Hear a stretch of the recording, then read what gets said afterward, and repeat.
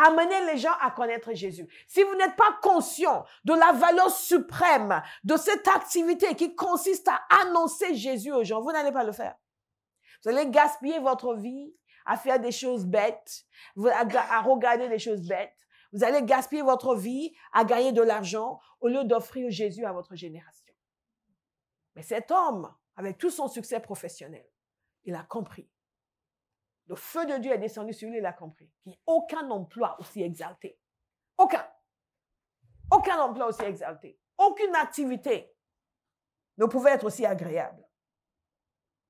Rien ne pouvait être mis en concurrence avec la valeur des âmes. Notez-le bien. Et si vous avez le feu de Dieu, soulignez-le et méditez là-dessus. Et demandez que Dieu vous donne la même perspective. Je vois des chrétiens, ils s'y croient parce qu'ils sont ceci, ils sont cela, ils s'y croient et ils dédaignent l'œuvre de l'Église. Ils dédaignent l'Église de Jésus-Christ. Ça, c'est des hommes qui sont tièdes, qui n'ont pas compris ce qui a de la valeur. Regardez. Toute ma pensée était préoccupée par Jésus. Que cela soit votre témoignage.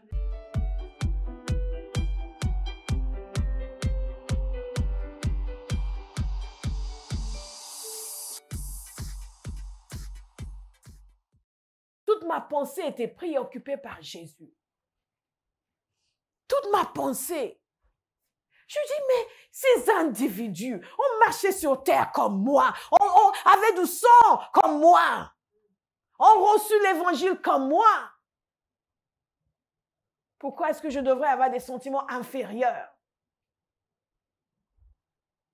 Magabogo de chagade, la gede gado dobezegede. Aucun emploi aussi exalté que celui de montrer Jésus en monde en voie de perdition. Aucun emploi aussi exalté, aussi élevé, aussi noble que celui de montrer Jésus à un monde en perdition.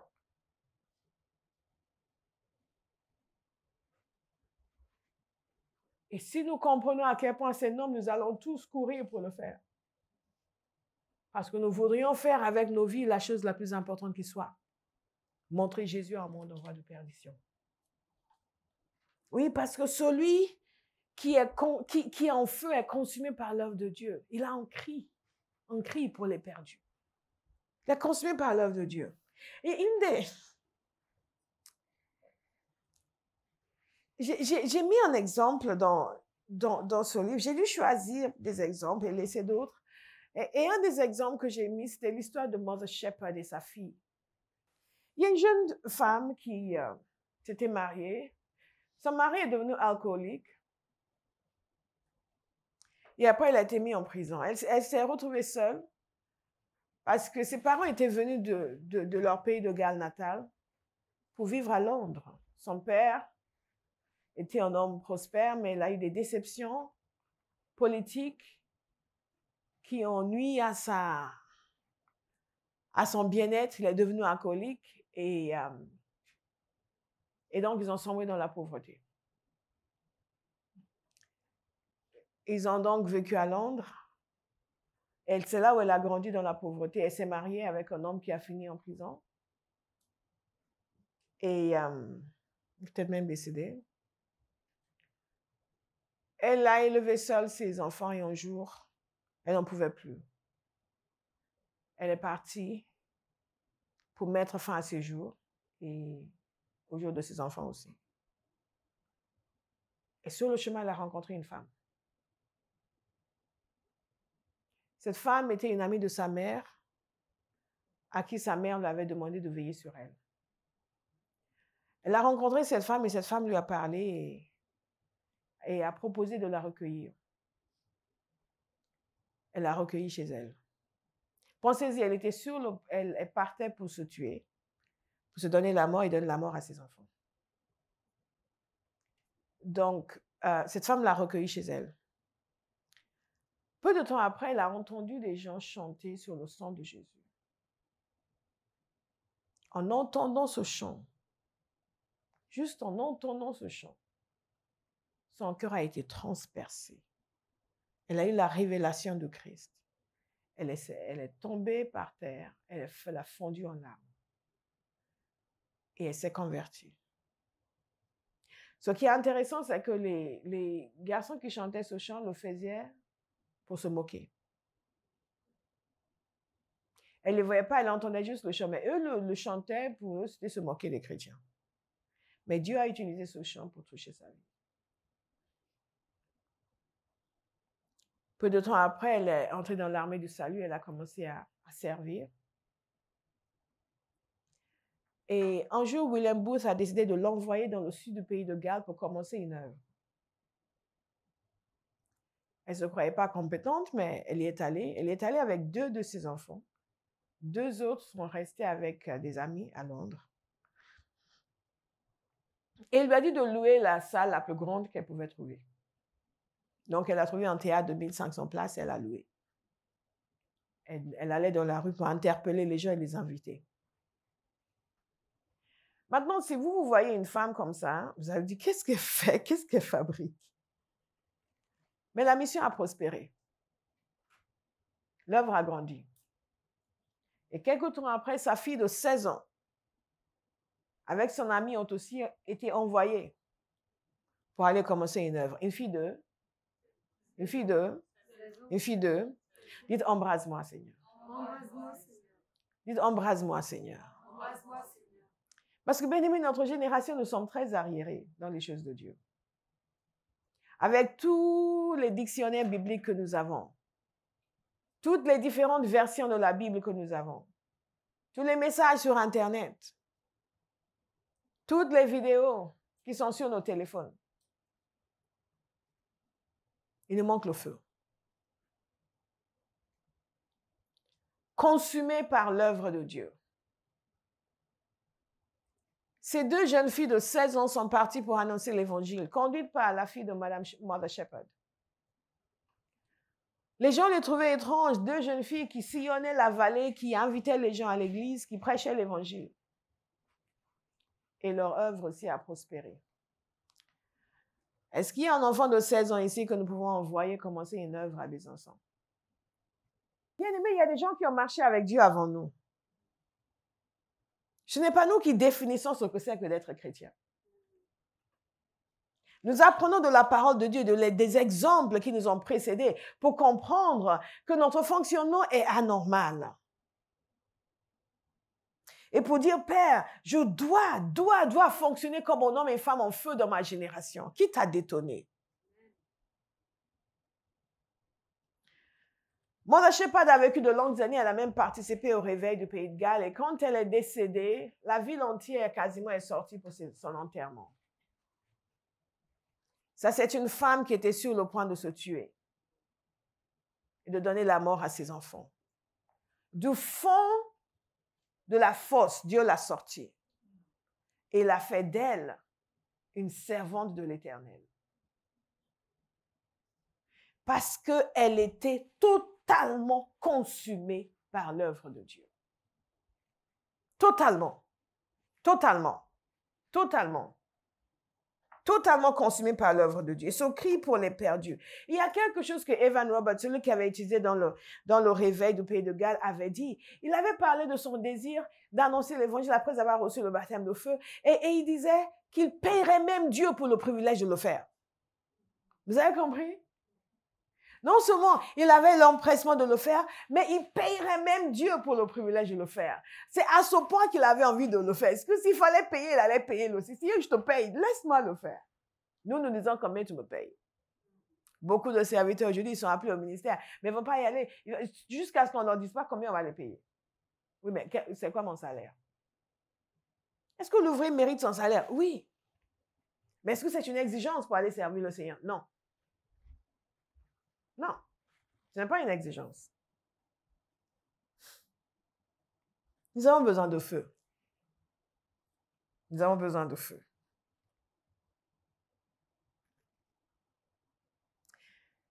Evan Roberts disait que désormais le salut des âmes devenait le fardeau de son cœur. Il se sentait enflammé par le désir de parcourir le pays de Galles de long en large pour parler du Sauveur. Et s'il le fallait, il était disposé à payer Dieu pour ce privilège. Quelqu'un dit, Seigneur, embrase-moi. Ces choses qui nous paraissent si difficiles ne sont pas difficiles. Elles ne sont difficiles que parce que nous ne sommes pas en feu. Parce que nous sommes tièdes. Parcourir de long, large pays de gars pour annoncer l'évangile. Il va le faire.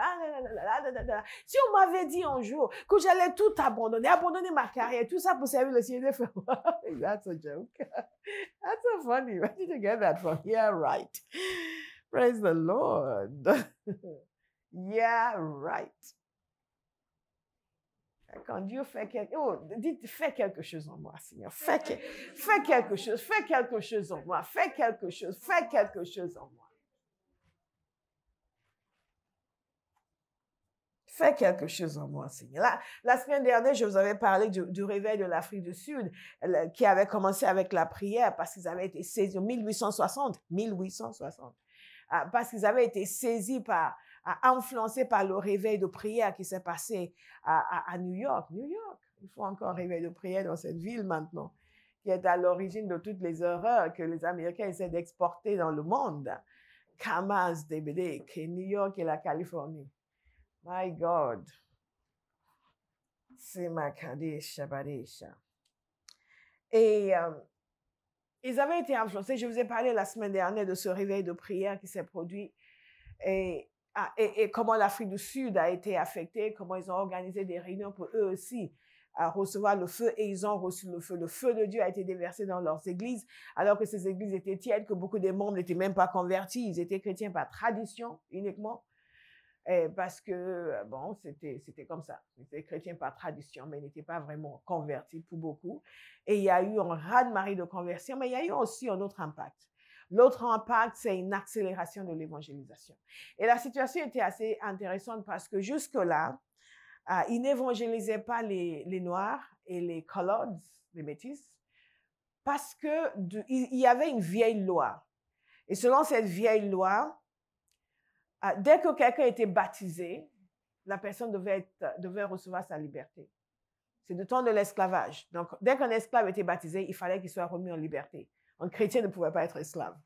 Donc, dès qu'un esclave était baptisé, il fallait qu'il soit remis en liberté. Donc, les maîtres ont décidé de ne pas les évangéliser afin de ne pas les perdre.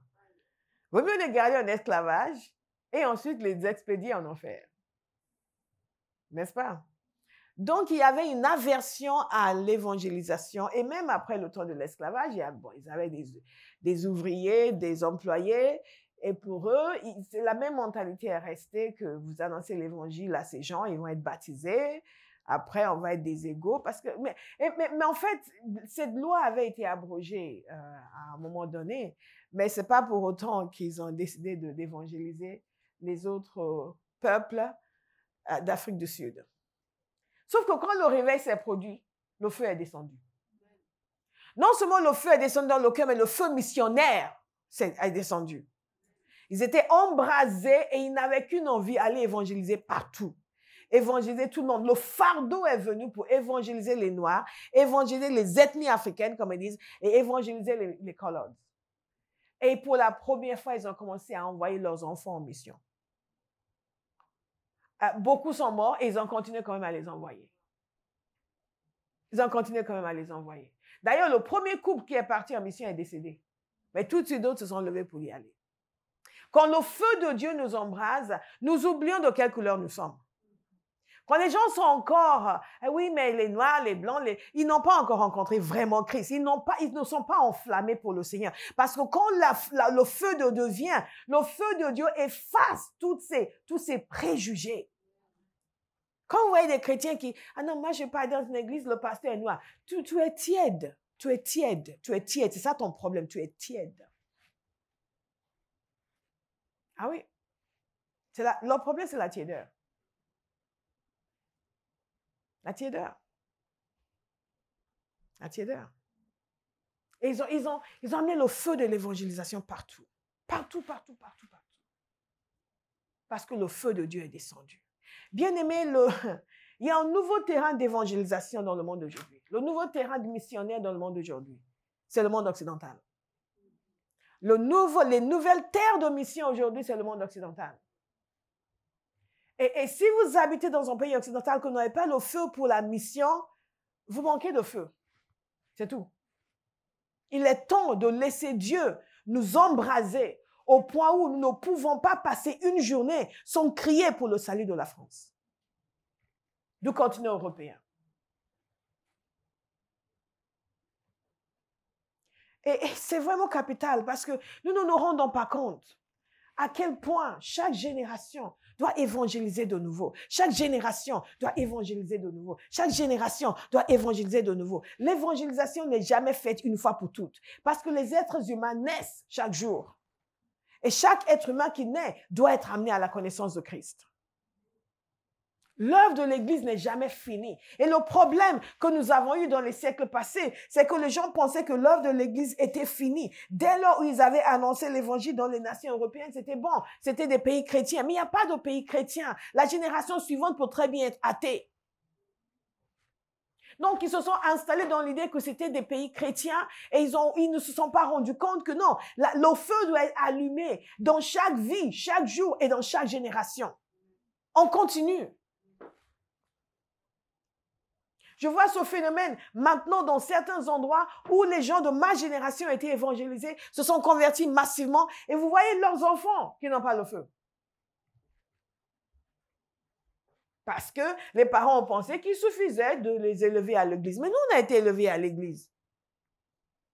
On était païens comme ce n'était pas permis. Totalement antichrist. Bien aimé, l'absence de feu est en danger. C'est en danger pour vous, c'est en danger pour vos enfants, c'est en danger pour votre famille, c'est en danger pour vos nations, c'est en danger pour votre génération. Quand vous regardez l'histoire de l'Église, vous allez constater que à chaque fois que nous avons manqué de feu, nous avons perdu de terrain dans l'évangélisation. Nous avons fait des compromis sur le plan moral. Nous avons perdu de vue la mission. Et dans certains cas, nous avons perdu du temps et des générations. C'est pour cela que personne ne peut juste dire, oui, mais ma vie, ma vie. Non, pour moi, vivre, c'est Christ. Christ est ma vie. Christ est ma vie. Chacun de nous doit évaluer sa vie à l'aune de son utilité pour le royaume de Dieu. Parce que si chacun de nous a cette idée que c'est ma vie, ma vie, ma vie, toute l'Église a cette idée que c'est ma vie, ma vie, ma vie, notre génération va vivre, mourir sans connaître Dieu. Et ça s'est passé pendant des siècles. Pendant des siècles. Une église en feu, même si on vous envoie sur un terrain missionnaire, vous n'allez pas accomplir grand-chose.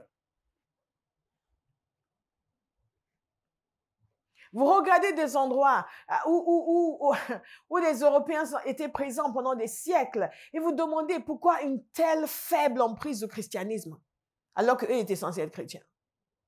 Vous constatez que les gens n'étaient pas en feu. Ils n'avaient pas le feu de Dieu. Ils n'avaient pas le zèle de Dieu. Regardez l'Inde, par exemple. Il y a même une histoire concernant le Bengale, où il y avait bien sûr les Portugais. Un de mes livres préférés, c'est un livre de Martin Page, How Portugal Changed the World. C'est un petit livre, mais absolument délicieux. Des anecdotes, des histoires extraordinaires sur la conquête du monde par ce petit pays qui s'appelle le Portugal, que j'aime beaucoup d'ailleurs. Mais il y a un des personnages les plus remarquables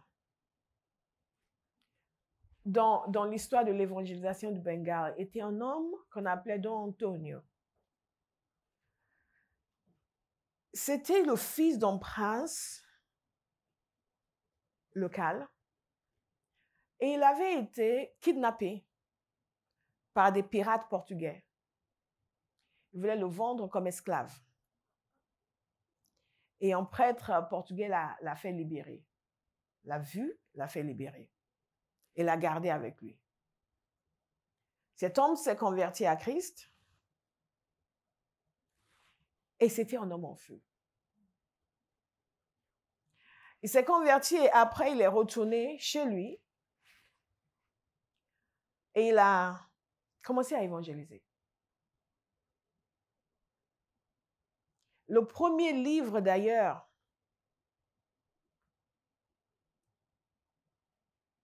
de prose bengale lui est attribué.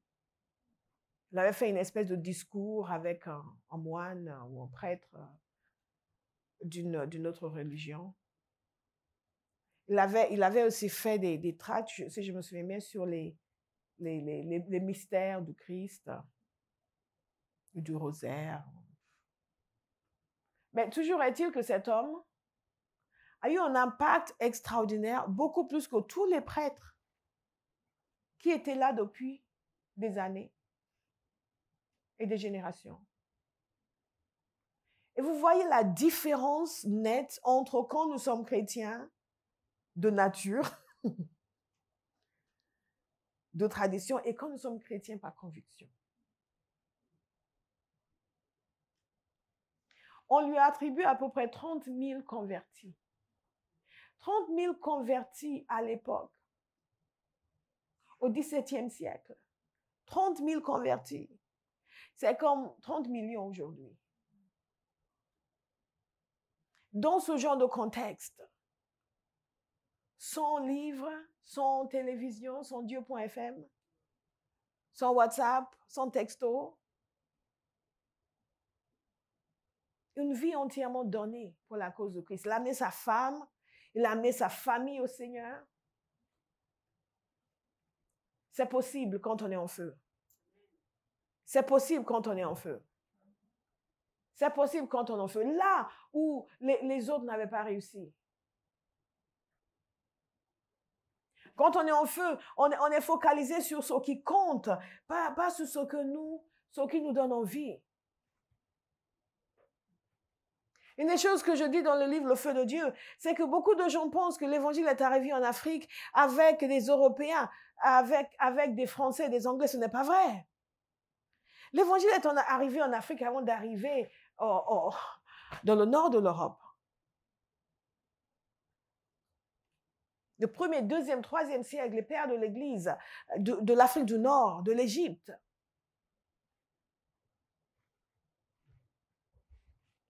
Et je dis, si l'Église avait gardé le même feu que les apôtres avaient, il n'aurait pas fallu des siècles et des siècles pour que l'Évangile aille dans le monde entier. Parce que nous n'avons pas le feu. Nous sommes en train de commettre la même erreur aujourd'hui. On peut dire que la foi chrétienne a été balayée de l'Afrique du Nord, au point où même les Nord-Africains ne savent pas qu'ils ont un passé chrétien. Beaucoup d'entre eux, quand je leur parle, ils ne savent pas.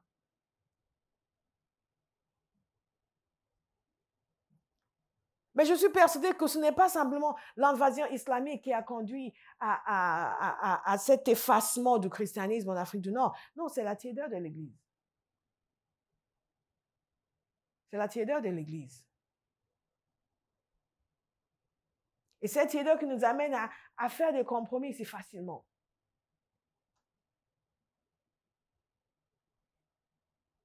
Des compromis si facilement. Vous regardez le Soudan aujourd'hui, vous n'imaginez pas qu'il y ait des royaumes chrétiens dans cette région. Bien-aimés, votre feu personnel compte. Nous avons chacun de nous une responsabilité.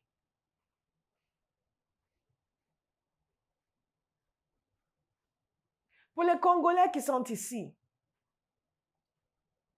vous avez eu des royaumes chrétiens au Congo. 16e siècle, le 15e siècle. Les Portugais sont arrivés avec plus de zèle pour le commerce que pour les âmes.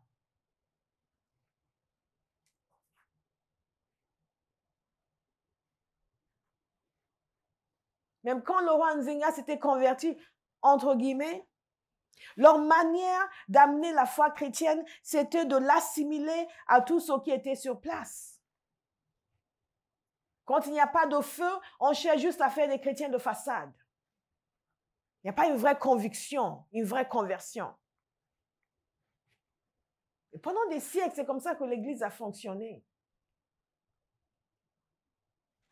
Et les Portugais à Goa, à un moment donné, son livre d'histoire, il était interdit. Certaines pratiques indues étaient interdites. Donc, des gens étaient obligés. Ils faisaient une discrimination entre chrétiens et autres. Des gens étaient obligés. Ils se disaient convertis au christianisme, mais pas de conviction.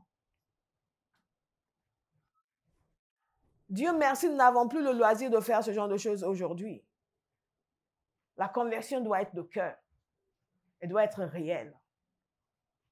Nous avons perdu des siècles. Et des siècles parce que l'Église a été tiède et s'est concentrée sur elle-même. S'ils n'ont pas réussi à détruire la foi des apôtres, pourquoi ils réussissent à détruire notre foi? S'ils n'ont pas réussi à les empêcher d'annoncer l'Évangile, pourquoi nous sommes si facilement empêchés?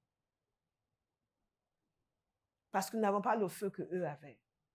Si nous ne sommes pas embrasés, nous allons faire des compromis. Nous allons faire des compromis. C'est comme aujourd'hui, vous vous avez dit, comment ils pouvaient dire au roi, oui, ils ont utilisé, qu'est-ce qu'ils ont fait? Ils ont utilisé exactement les mêmes noms que les animistes utilisaient pour leur divinité, pour le Père, le Fils et le Saint-Esprit. Donc, ils ne voyaient pas la différence. C'était juste un ajout à leur panoplie de divinité.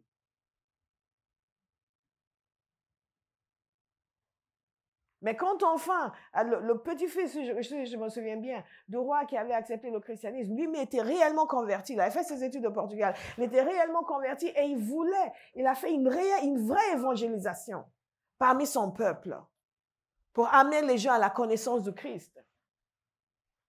Mais parce qu'il y a eu un différend entre lui et les Portugais, ils ont décidé de ne plus ordonner de prêtres.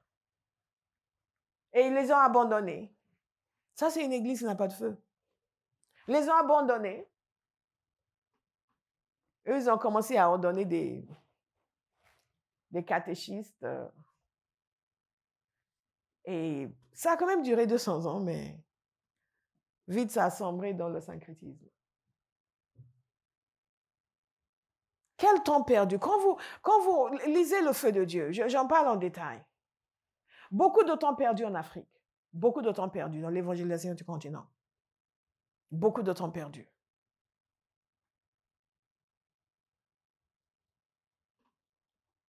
Quand nous n'avons pas le feu, non seulement nous n'avons pas de ferveur missionnaire. Et malheureusement, un des résultats de ce temps, parce que quand vous pensez à l'Égypte, la Libye, le Soudan, à tous ces endroits qui avaient été christianisés, pourquoi ce n'est pas allé plus loin? Pourquoi ces Africains n'ont pas annoncé l'Évangile? Je vous donne juste un exemple. Parce que c'est exactement comme nous aujourd'hui. Un jour, les gens pourront regarder en arrière. J'espère que ce ne sera pas le cas. Vous dites, mais attendez, là, au XXIe siècle, toutes ces églises-là qui étaient à Paris, qu'est-ce qui s'est passé? Pourquoi ils n'ont pas annoncé l'Évangile en France? Pourquoi la France a tourné? Pourquoi la France a changé comme ça? Pourquoi tout d'un coup, les églises ont été fermées? Pourquoi tout d'un coup? Pourquoi? Je ne suis pas en train de vous dire des scénarios catastrophes. Je suis simplement en train de vous dire que nous ne sommes pas une exception à l'histoire. Et que le fait ou non d'être en feu, d'accepter le feu missionnaire, de faire ce que Dieu attend de nous dans notre génération, va avoir un impact sur l'histoire de cette génération. Nous pouvons regarder en arrière et regretter le fait que tous ces gens, tous ces Africains qui avaient reçu l'Évangile ne sont pas descendus vers le sud du Sahara pour annoncer l'Évangile. Ne sont pas allés sur la côte ouest de l'Afrique pour annoncer l'Évangile. Parce que l'Église était en proie à des combats et des guerres et des conflits. On nous raconte qu'en Asie, lorsque entre les augustiniens, les franciscains, les dominicains, c'était la guerre. Dans certaines situations, aucune coopération. Comment voulez-vous évangéliser dans ce genre de contexte? Après, les protestants sont venus. Et ils ont commencé j'ai lu un article où quelqu'un se protestait contre les protestants parce que les luthériens et les calvinistes, au lieu d'aller vers les païens et les musulmans, ne faisaient que convertir les catholiques.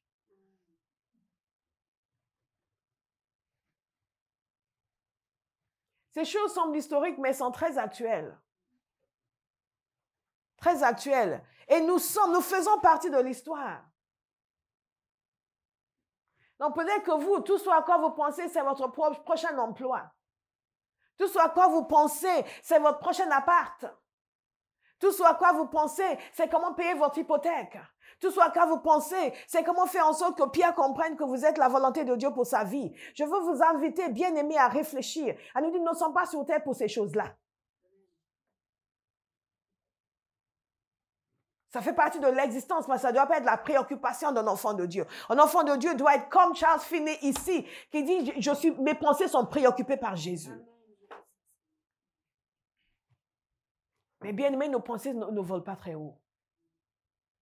Elles sont préoccupées par, oui, tu te rends compte, il m'a appelé pour m'insulter, je l'attends au tournant. Ah, moi, j'ai passé de la soirée à l'attendre, j'étais à côté du téléphone. Parce que s'il m'appelait, ce qu'il allait entendre. Et toute une soirée dans la vie d'un enfant de Dieu, rempli de l'Esprit de Dieu, qui est appelé à changer sa génération, est passé aux côtés du téléphone en train de maugréer et attendre que Pierre parle pour lui dire ses 4 vérités. Nous sommes faits pour plus que ça. Dites à quelqu'un, tu es fait pour plus que ça. Tu es fait pour plus que ça. Nous sommes faits pour plus que ça. Nous sommes faits pour plus que ça. Nous devons prendre conscience de ce pour lequel nous sommes faits.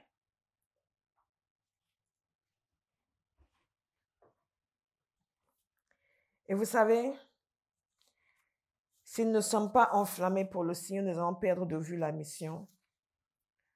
Nous n'allons pas avoir la force ni le courage de tenir contre les attaques, contre l'opposition. Nous n'allons pas pouvoir résister à l'assaut et à l'intimidation médiatique et sociétale. Nous allons laisser les gens périr et mourir sans Dieu. Mais un peuple qui est embrasé, c'est un peuple qui estime qu'il n'est pas question. Il n'est pas question qu'il meure sans amener sa génération au pied de la croix. Il n'est pas question. Il n'est pas question. Il n'est pas question que nous aussi, nous soyons considérés que dans l'histoire comme les gens qui ont raté l'occasion d'amener l'évangile à leur génération. Alléluia. Parce que de nos jours encore, je ne sais pas ce qui se passe chez les catholiques, si les augustiniens et les franciscains et les dominicains et c'était quoi les autres encore? Et les jésuites sont encore en train de se crêper les chiens sur le terrain missionnaire. Mais une chose que je sais, c'est que les chrétiens évangéliques sont en train de le faire. Les réformés, les pentecôtistes, les calvinistes, particulièrement les calvinistes, ils sont féroces. Ils sont particulièrement féroces. Je ne sais pas si c'est quelque chose qui vient de Calvin lui-même, mais ils sont féroces dans la défense de la vérité et l'étripage des autres chrétiens. Dans ce monde où nous sommes, et les gens meurent chaque jour, éloignés de Dieu, dans ces sociétés occidentales qui sont de plus en plus le dos tourné à l'évangile de Christ, il y a des gens qui nomment le nom de Christ, qui n'ont rien d'autre à faire que de créer de grandes chaînes YouTube pour étriper d'autres chrétiens et leur doctrine. Encore de l'aveuglement. L'aveuglement qui nous fait nous trompons de combat. Et si vous faites partie des gens qui suivent les autres, qui critiquent les serviteurs de Dieu sur Internet, s'il vous plaît, commencez à fonctionner avec un peu plus d'intelligence. Nous avons des vraies situations devant nous.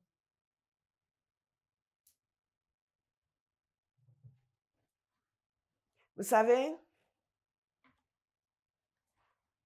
ces évangélisations bâclées ont conduit à cette identification du christianisme avec le colonialisme. Ce qui est vraiment très triste. Très triste. Parce que les premiers, même pas, à part l'Église primitive, mais même au 14e, au 15e siècle, les royaumes de l'Afrique qui ont reçu l'Évangile étaient des royaumes autonomes, n'étaient sous la domination de personne. Et les rois qui avaient reçu l'Évangile l'ont reçu librement.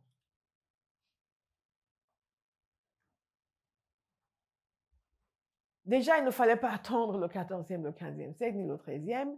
Il ne fallait surtout pas attendre le 18e siècle, ni le 19e.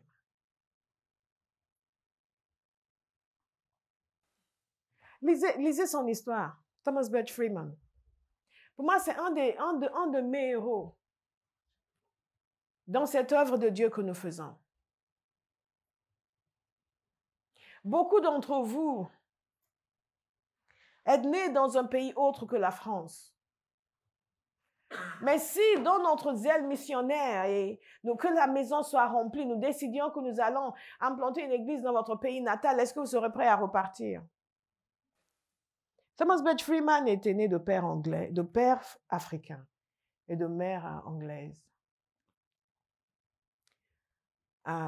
Et on estime que puisque son père était un Africain à l'époque, il devait être un esclave libre, puisque le Royaume-Uni avait déclaré que tout esclave qui mettait le pied au Royaume-Uni était de facto libre. C'est quand même incroyable. Aujourd'hui, il y a encore des gens qui sont contre le mariage entre un homme noir et un blanc, et à l'époque. Non, excusez-moi. Entre des races. Son père est décédé dans sa jeunesse, il n'a pas connu son père. Il n'est pas né en Afrique, c'était en anglais, il a grandi au Royaume-Uni. Il était botaniste, il était jardinier, expert jardinier. Il s'est converti à Christ à travers des méthodistes. Et il avait un emploi très prestigieux. Il travaillait pour une famille très aristocrate, il s'occupait de leur parc. Mais ce n'était pas un jardin comme nous avons aujourd'hui. Les jardins, c'était des grands parcs. Et ils étaient gênés par sa ferveur religieuse. Quand il a commencé à prêcher, ils ont dit non. Ce n'était pas compatible avec son travail de botaniste et de jardinier. Donc, il fallait qu'il fasse un choix. Et il a choisi le Seigneur. Donc, il a perdu son poste et ça ne l'a pas dérangé plus que ça. Et nous remercions le Seigneur pour ce choix, peut-être parce que s'il ne l'avait pas obligé à faire un choix, peut-être qu'il ne serait pas parti en Afrique comme missionnaire. Il a appris que les gens avaient besoin que les méthodistes avaient besoin de missionnaires parce que ceux qu'ils envoyaient mouraient. Ne connaissaient pas, à l'époque, les gens ne connaissaient pas les précautions nécessaires. Et ils envoyaient des gens qui mouraient. Et lui s'est proposé pour y aller. On vous entendait dire que les gens meurent et vous dites vous irez vous-même. Donc, il s'est proposé pour y aller. Il s'est marié avec une Anglaise et il lui a expliqué les difficultés de la mission. Elle a accepté de le suivre. Alléluia. Abba House. Ne voulez pas me dire oui, on s'est marié maintenant. Il va aller dans son village pour construire une œuvre. Moi, je suis une Parisienne. Si je vous bénis, allez-y.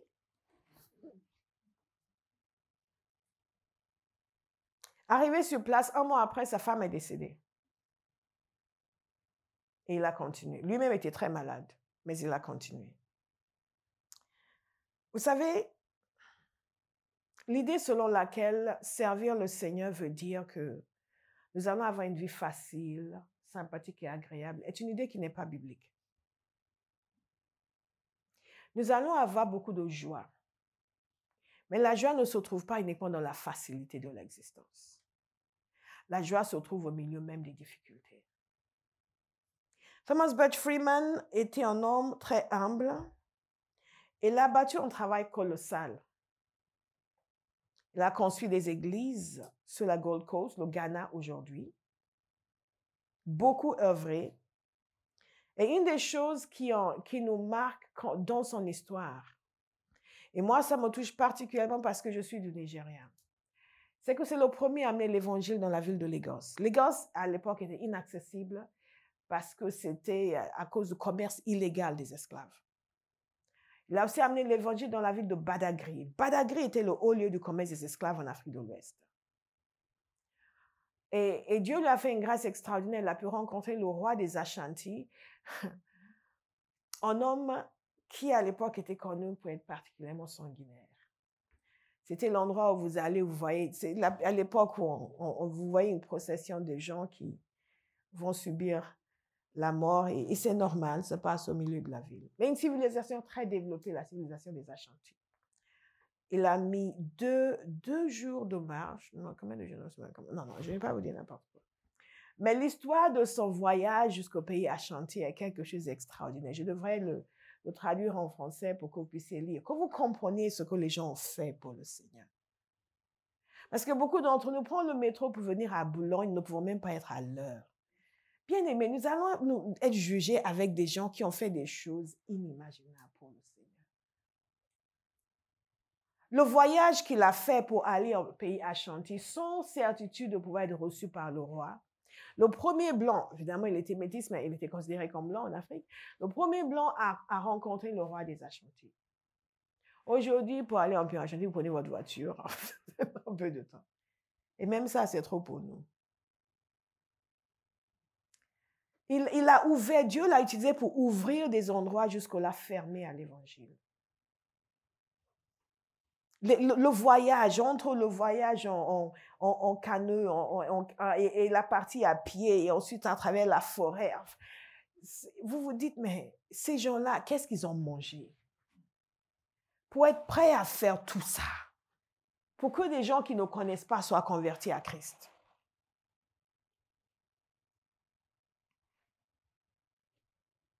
Et il a pu établir une mission à Kumasi. Il est reparti, cette fois-ci, il est allé à Badagry. Et ce qui est intéressant, c'est que, vous connaissez la Sierra Leone? Je donne un cours d'histoire ce matin. Mais je veux que vous compreniez que nous faisons partie de l'histoire. Nous devons avoir une perspective historique de notre foi. Et parfois, l'histoire de la foi qui nous a été racontée était sûrement l'histoire des croisades. Et d'autres choses pas très réjouissantes. La Sierra Leone venait d'être fondée, la ville de Freetown venait d'être fondée. Freetown veut dire ville libre. Parce qu'à cause de la proclamation de l'émancipation, il y a beaucoup d'esclaves qui avaient été libérés par le Royaume-Uni et ils ont facilité leur retour à Freetown pour s'établir. Et ces esclaves libérés étaient des chrétiens. Certains d'entre eux venaient du Nigeria à l'origine. Et sont en gros partie dans leur pays, dans leur ville, à Abeokuta. Et en arrivant dans leur ville, ils ont demandé à Thomas Birch Freeman de leur envoyer des pasteurs et d'établir une église dans leur ville. Il avait en mission, je lisais aussi un article concernant le Togo, et ils ont parlé de lui également. Il y a une ville à Ouéné, est-ce qu'il y a un Togolais ici? Non, il n'y a pas de Togolais ici. À son retour de Abeokuta, il est passé par cette ville, il a amené le roi au Seigneur. Et le roi a permis qu'il établisse une église à l'intérieur du palais, qui existe encore. Donc, il est célébré là aussi comme celui à travers lequel la foi chrétienne a été établie dans cette région. Et pour rencontrer le roi de Dahomey, il a fallu qu'il attende 2 mois. Et finalement, il l'a rencontré et il lui a permis aussi d'établir une église sur son territoire. Ce sont des histoires que l'on ne raconte pas parce qu'on nous donne l'impression que les Blancs sont venus en Afrique, il a dit convertissez-vous, sinon vous tuez. Enfin, il y a eu beaucoup d'histoires dans l'évangélisation de l'Afrique. Il y a différentes situations. Mais simplement, je vous parle de l'histoire d'un homme, Thomas Birch Freeman, qui pouvait tourner le dos à son héritage africain, qui pouvait tourner le dos à ce père qu'il ne connaissait pas et ce continent où il n'avait jamais mis le pied, mais qui, par le feu de Dieu qui brûlait en lui, s'est porté volontaire dans une mission qui était plus que suicidaire, puisque ses prédécesseurs étaient décédés. Et c'est ce seul homme, dans son engagement pour le Seigneur, a amené un changement radical. Il n'a pas pu faire tout ce qu'il voulait. Il avait dans l'idée une mission de grande envergure, puisque Dieu avait permis que les portes lui soient ouvertes. Que les gens localement demandaient des églises. Mais sa mission ne lui donnait pas l'argent dont il avait besoin. Ça nous ramène encore à quelque chose qui se passe lorsque nous sommes en feu pour le Seigneur. Nous sommes généreux vers l'œuvre de Dieu. Parce que l'évangile se prêche avec l'argent. Et lui, il voulait établir des missions, il voulait faire beaucoup de choses, mais il n'avait pas les finances pour le faire. Et là aussi, on se demande combien de vies auraient pu être sauvées, quelle ampleur est-ce que la foi chrétienne aurait pu avoir, par exemple, en terre Yoruba, s'il avait pu accéder à toutes les requêtes du roi de Abeokuta, par exemple. Bien-aimés, nous faisons partie de l'histoire. Et quand nous parlons du feu de Dieu et du feu missionnaire, nous devons comprendre que ce n'est pas simplement je suis touché, je suis béni. Nous avons trop personnalisé l'action de Dieu dans nos vies. Nous l'avons personnalisé à outrance au point où tout ce qui intéresse Dieu, c'est notre bien-être. Et tant que nous sommes bien, Dieu est satisfait. Il n'est pas satisfait. Jésus n'est pas mort uniquement pour notre bien-être. Jésus est mort pour amener le monde entier à lui. Et tous ceux qui l'ont reçu reçoivent mandat d'aller amener les autres à le connaître, où qu'ils soient. Où qu'ils soient. Et d'être prêts à mettre leur vie sur l'autel pour dire, envoie-moi. Comme Esaïe, envoie-moi. Abba House, est-ce que nous allons nous réveiller? Envoie-moi. Où que ce soit. Quel que soit ce que je dois faire. Parce que quand vous voyez des gens qui marchent des jours et des jours et des jours et des jours et des jours dans la forêt, qui ensuite passent des fleuves pour aller voir les gens qui ne connaissent pas et leur amener l'évangile. Et pour nous, c'est trop nous demander de nous dire de partager quelque chose sur Facebook. Ou je ne sais pas.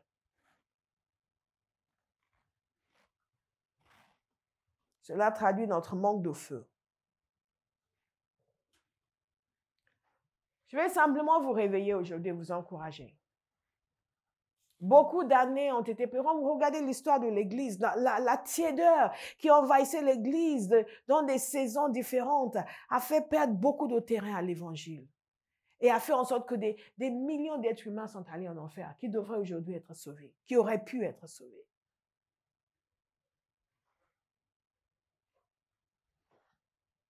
Et ceux qui connaissent l'histoire peuvent me dire toutes les raisons pour lesquelles la région de l'Arabie, le Moyen-Orient, la Turquie, etc., ont été vidées de leurs chrétiens. Mais une chose est certaine, la tiédeur y est pour quelque chose. La tiédeur y est pour quelque chose. Parce que ce n'est pas par la force des armes que nous gagnons. Des choses que j'ai écrites dans le feu de Dieu, c'est que le roi du Congo avait demandé, Congo avec un K, avait demandé l'évangile et que les prêtres qui sont allés, au lieu d'amener le feu de Dieu, ils ont amené des armes à feu. Au lieu d'amener le feu de Dieu, ils ont amené des armes à feu. Dans le royaume du Bénin au XVIe siècle, ils ont aussi reçu l'évangile. Sauf que là aussi, au lieu d'amener le feu de Dieu, ils ont amené le syncrétisme. Même la version de christianisme qui leur était prêchée était tellement remplie d'idoles, d'icônes, de ceci et de cela, ne reflétait en rien l'évangile de Christ. Ils ont fondé leur église aussi, sauf que ça n'a pas apporté la lumière de l'évangile. Et cette église qui a été fondée à l'époque existe encore. Et elle a la particularité de ne pas reconnaître le nom de Jésus, de ne pas prier avec la Bible. Il dit s'adresser directement à Dieu et de reconnaître que toutes les religions sont bonnes. Et si l'évangile avait été prêché avec des chrétiens en feu, si on avait communiqué la vérité, des siècles, beaucoup de siècles, beaucoup d'années, beaucoup de siècles de perdus. Bien-aimés, nous sommes aujourd'hui sur ce continent qui a désespérément besoin de l'évangile. Si nous avons vraiment le feu de Dieu, ça va se refléter pas uniquement dans nos chants et nos louanges, mais ça va se refléter dans notre engagement missionnaire. que quel que soit ce que vous pouvez vivre ou souffrir parce que vous aimez Jésus, comparez cela à ce que des gens comme nous ont vécu et souffert des siècles précédents pour amener l'évangile ailleurs. Ce n'est rien. Ou que certains souffrent encore aujourd'hui. Watchmani est mort en prison après 20 ans d'emprisonnement. Il n'est pas revenu en arrière. Il n'a pas changé.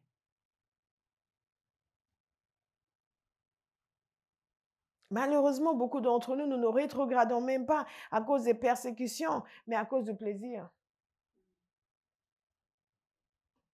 Oui, mais moi, je dois m'habiller comme je veux, comme ça on me dit. Nos guerres sont tellement futiles et ridicules. Nos jeunes que nous devrions pouvoir envoyer à 16 ans pour commencer des œuvres sont là à se battre pour pouvoir porter des vêtements serrés What kind of church are we?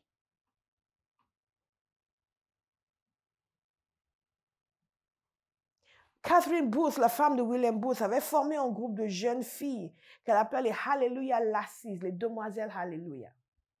Elle les a formées à l'évangélisation. Elles étaient entraînées, elles pouvaient débarquer n'importe où et prêcher l'évangile.